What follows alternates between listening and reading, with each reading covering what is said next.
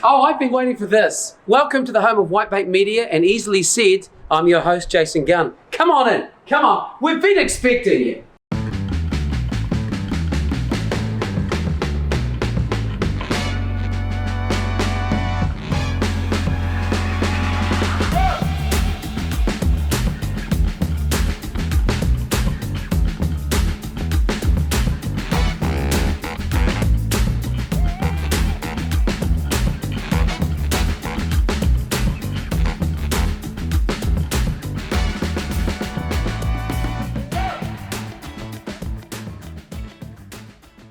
I was so lucky to make television when I did. Like, I wish I could go back and tell I was 19 when I started, 18. I wish I could tell my 18-year-old self, Jase, just seriously, these are the golden days. This is just like as good as it gets. Because television was filled with just these masters, these craftspeople who just taught me so much. And I just loved it. Television was big, we made big shows and just did big things, and it was also great because you could only watch, say, Jason Thingy. There was no YouTube. What screen would you like to watch it on? Potentially the only screen you've got, and that's the one that you've got in your house in the living room. You didn't have a home where people went to different screens to watch. There was one screen, and it was just the most glorious time. I love the idea of families gathering around a television and watching together. Crazy idea. That does not happen much. So I just feel so blessed to have made television when I did, because it's fair to say we don't quite do it the same now. And have we got better? I'm not going to comment. I'll just leave it at that. So a couple of years ago, I set up Easily Said, and it's a communications coaching business. What does that mean, though? It's such a random thing to say. So basically, what I discovered, no surprise to lots of people, is that I enjoy communicating. I love telling stories. What I've worked out is that I love to connect with people. Doesn't matter if it's on a camera like this or in person. There's no shortage of people communicating. There's a real shortage of people connecting. So I realized that I could help people with that, and also with their fear of speaking as well. What are you scared of? Seriously, you're scared of being judged, I guarantee, right? Because you had one bad experience at your school speech competition. Let it go. It's time to move on, right? So I love being able to help people connect with other people, because I think when we connect with people, without sounding too cheesy, the world's not a bad place. Where there's a lack of connection, I think that's where the bad things start to happen. So when we can connect with other people, when we can create moments with other people, that's when the magic happens. So I love being able to help people do that. So when you get asked to stand up and say a few words, I don't like it when I hear people say, I've got to do a speech. I say, you don't get to do a speech. Or they'll say, I have to do a speech. I go, you don't have to do a speech, you get to do a speech. And there's a massive difference. If you see it as a chance to really connect with people and make a difference in their lives, oh, look out you. I don't think I realized making television, how much I was surrounded by these incredible people who taught me so much. So when I got in front of a camera, especially, or up on stage, it was like, this is not something I'm frightened of. I see this as an opportunity to really create a moment with people. Wait a minute, I got taught how to do that. I got taught how to do it. It's something you can learn. And I just meet people who run incredible businesses who go, I'm not a talker. I'm going, what? Oh, I'm not a speaker. I'm like, well, if you say so, dude, seriously. And then you realize that these people have never been taught. So what I loved is, here's an opportunity to take 35 years of me making television and getting taught incredible skills, and pass these skills on to other people who for some reason think they should just be able to talk to a camera without having learnt how to do it. So it's passing on everything I've learnt, and now I guess the student becomes the teacher. I have many rewarding things about my job at Easily Said. I think it's when I see a change in someone and they speak from the heart. They don't just give facts and figures out. I'm all about speaking from the heart. That's my favourite phrase in the world. No one cares how much you know until they know how much you care. That's everything, right? Show me that you care, and I might start to care. So when I see people who have gone all their life not speaking but reading from a piece of paper, when I see them put that paper down and create a moment and tell a story, and I see them connect with people, it's the most glorious moment when they go, oh my God, I've actually got this. Yep, turns out you've always had it. So I love that transition. I call it a communication transformation. I just love it when they realize you've got everything you need, you just didn't back yourself. So yeah, when I see people get up there and speak, or speak on camera and really connect with people as opposed to just speak at people, it's a glorious thing. I think one of the most challenging things about my job would be trying to make people understand how important good communications is, right? I think, a business will survive or die on communications, I believe. Not just the way we communicate to our clients in a very busy world, right?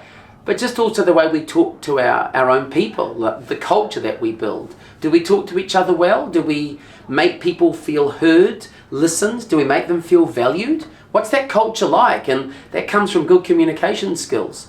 And then when we do talk about the message to our clients, it's like trying to make people understand that, I mean, you get it, you turn on the radio and people are screaming messages at you. It's like, what makes you think that I want to hear that? I don't care. I don't need to hear lots of information from you. Just give me one bit of information from the heart. Remember who you're talking to. I say to people, what's the one thing you want them to know?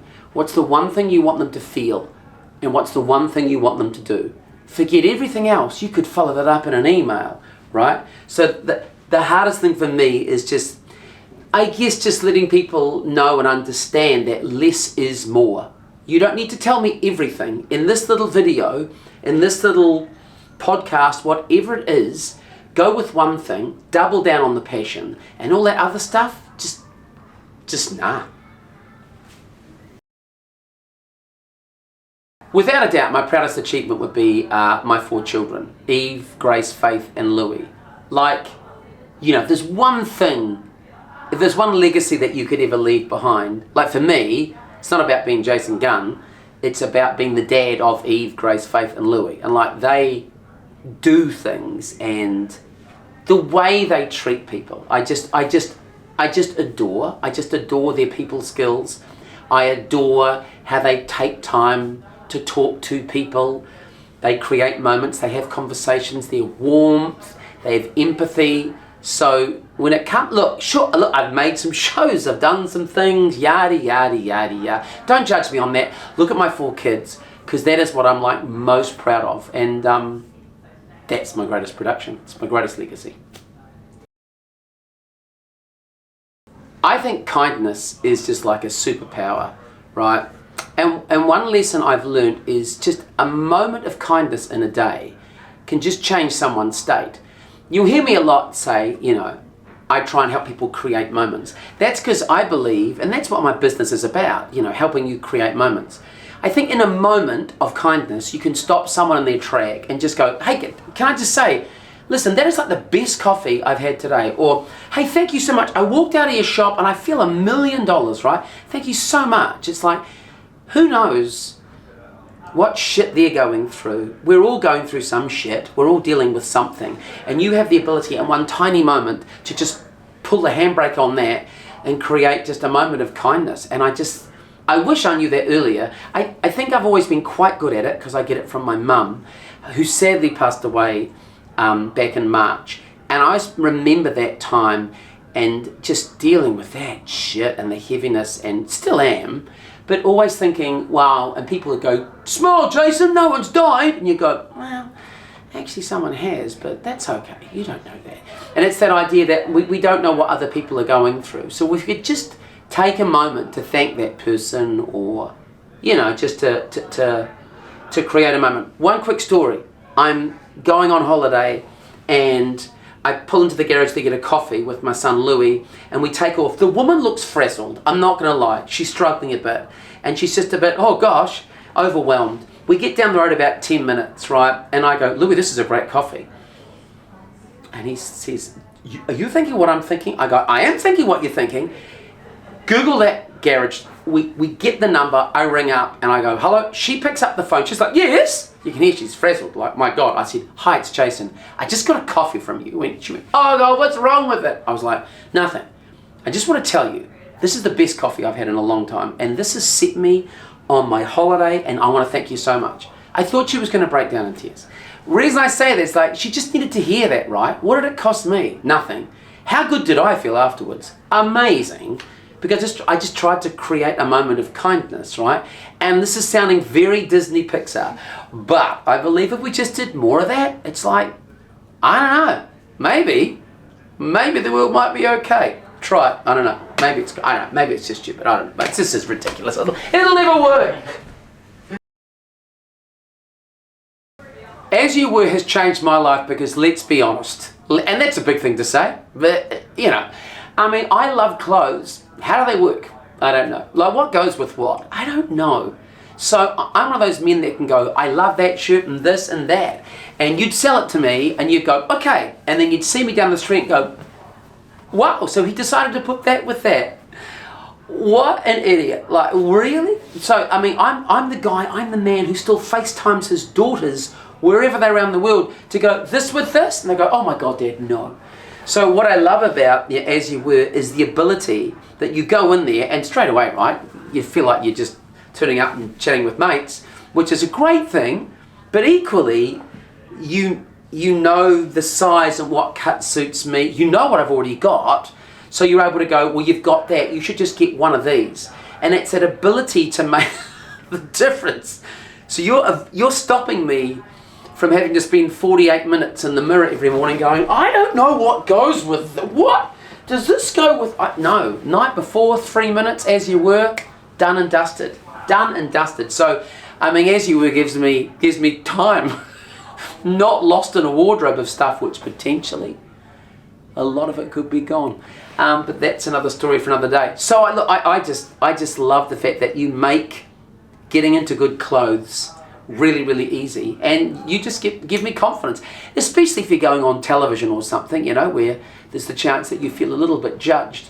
There's just something about it. You just get on stage when I'm emceeing, or you know, I get on television and you look sharp, you come straight from the shop and you're just straight in there. I say to the boys the whole time, guys, I'll be wearing this out of the shop, so okay, just that stuff I wore into the shop, burn it, because it wasn't theirs. Okay, so you know, I just you feel confident, right? That's a great gift.